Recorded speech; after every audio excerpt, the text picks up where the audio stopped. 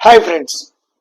कई बार एसिडिटी के साथ साथ और एक प्रॉब्लम देखा जाता है और वो है एसिड रिफ्लक्स। तो ये एसिड रिफ्लक्स क्या है, इसको कैसे ठीक कर सकते हैं और ये क्या होम्योपैथी में ठीक हो सकता है?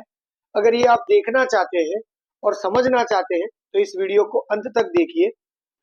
मेरे चैनल को लाइक और शेयर और सब्सक्राइब भी जरूर करते रहिए, क्योंकि इसकी वजह से आपको ऐसे नए वीडियो मिलते रहेंगे जो हम ऐसी हमारी मेडिकल इंफॉर्मेशन है वो आपको शेयर करते रहते हैं। तो एसिड रिफ्लक्स की जो हम बात कर रहे हैं, ज्यादातर प्रॉब्लम क्या है? कई बार आपने देखा होगा कई पेशेंट को रात को अचानक से सीने में दर्द उठता है। उसको लगता है जैसे कि मुझे हार्ट अटैक ही आया हुआ है। कई बार अंदर से सांस लेने में दिक्कत होती है, या फिर उसको ऐसे लगता है कि कुछ इधर छाती में अटक गया है और मैं निकल नहीं सकता। इस टाइम पे ज्यादातर पेशेंट पैनिक हो जाते हैं और डॉक्टर के पास जाते हैं। बाद में पता लगता है कि कुछ नहीं है, ये एसिडिक बर्ब है या फिर आपको एसिडिटी की ज्यादा प्रॉब्लम है, हार्ट बर्न जिसको बोलते हैं वो है। लेकिन अगर ये बारी बारी हो रहा है तो ये आपको जीआरडी यानी गैस्ट्रो इसोफेजियल एसिड रिफ्लक्स, यानी इसको एसिड रिफ्लक्स भी बोल सकते हैं, ये प्रॉब्लम है। ये प्रॉब्लम क्यों होता है? हमारा जो स्टमक है, उस स्टमक के ऊपर एक वाल होता है और वो वाल ऊपर से क्लोज रहता है। जब हम खाना खाते हैं तो फूड पाइप से ये खाना स्टमक से वाल से स्टमक में जाता है। लेकिन ये वाल थोड़ा सा लीक होने की वजह से या ओपन रहने की वजह से ज्यादातर जब हम लेट जाते हैं, सो जाते हैं, तब उसका कंटेंट ऊपर आता है और वो एसिडिक होता है।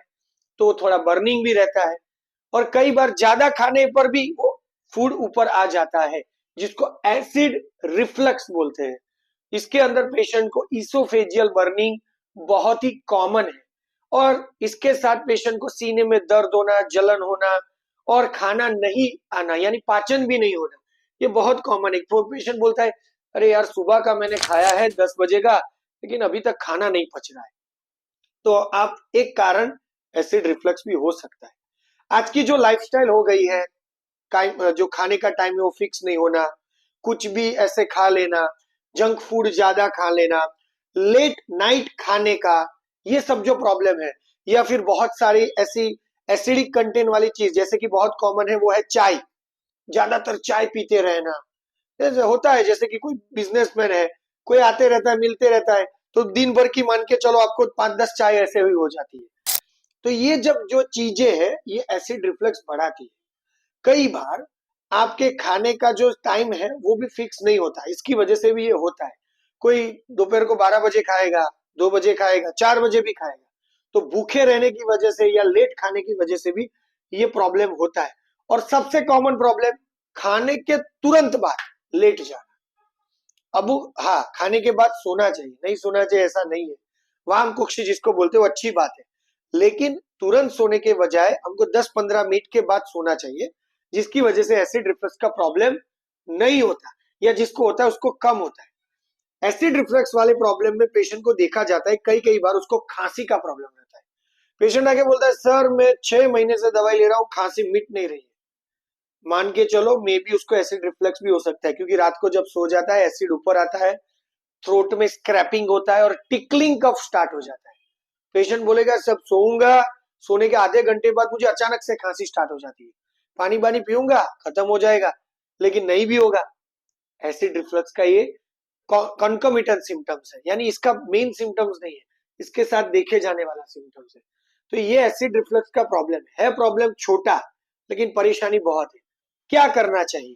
हम कर सकते हैं 3 चीज। एक, डाइट अच्छा करना पड़ेगा, नहीं तो ये ठीक करना बहुत ही इम्पॉसिबल हो जाएगा। इसके साथ योगा, प्राणायाम और कसरत कर सकते हैं, जिससे हमारा थोड़ा बहुत डाइजेशन पावर बढ़े।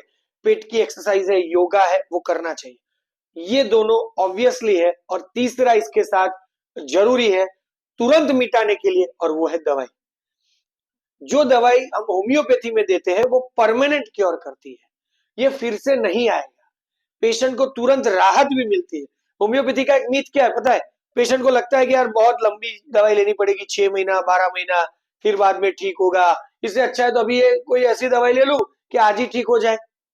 आज ठीक करना चाहिए, मैं उसका विरोधी नहीं हूँ, वो दवाई लेनी ही चाहिए, लेकिन परमानेंटली हमारा स्टमक ठीक रहे वो नहीं सोचना चाहिए।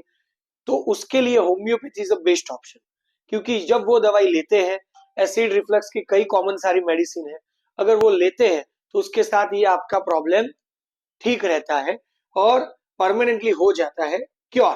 तो ये कई सारे पेशेंट है हमारे एसिड रिफ्लक्स के आते हैं, तो उसको भी हम दवाई देते हैं, एंडोस्कोपी कराने के बाद आते हैं और वो बोलते हैं कि सर वो दवाई लेते हैं 6 महीने से एलोपैथिक, लेकिन ठीक नहीं हो रहा है, तब होम्योपैथी की ओर आगे बढ़ते हैं।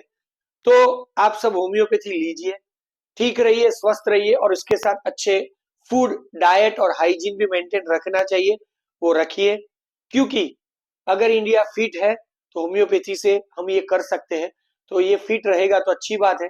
तो एसिड रिफ्लक्स के लिए होम्योपैथी सही है।